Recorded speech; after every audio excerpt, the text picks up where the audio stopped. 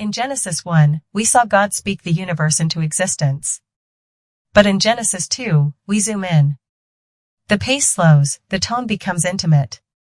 Here, God forms, breathes, plants, and walks with man. This is the story of Eden, of purpose, and of love. By the seventh day, God completed his magnificent work. He rested, not from fatigue, but to bless the day and make it holy. This Sabbath rest wasn't about idleness, but a sacred pause. A rhythm for mankind to follow. It marked the completion of creation, and the beginning of God's fellowship with man. Unlike the animals, man was handcrafted. God formed him from the dust of the ground, then breathed into his nostrils the breath of life. That breath made man a living soul, animated by divine essence. God didn't just speak man into being.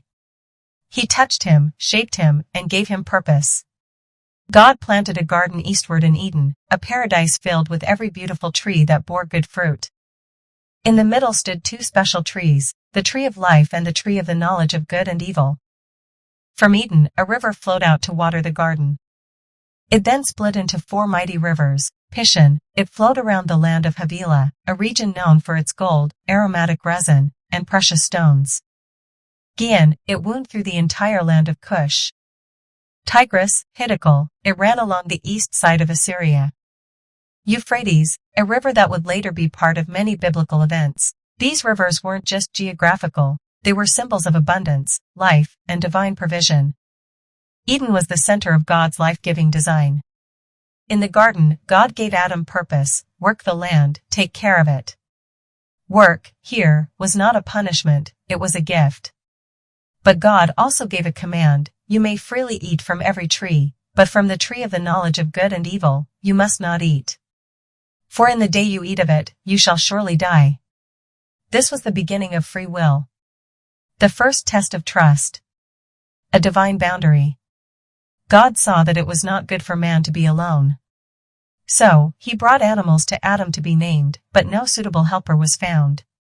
Then God caused Adam to sleep, took one of his ribs, and from it formed a woman. When Adam awoke and saw her, he exclaimed in joy, "This is now bone of my bones and flesh of my flesh." God ordained the first union, man and woman, joined together in perfect harmony. They were naked and felt no shame. No fear. No sin. Only unity with each other and with God. Genesis 2 reveals God's heart, not just as creator, but as father, provider, and companion. It shows that man was made with intention. That work is a calling, not a curse. That rest is holy. That boundaries, even in paradise, are acts of love. That relationships are central to God's design. The rivers of Eden remind us that where God places us, he provides.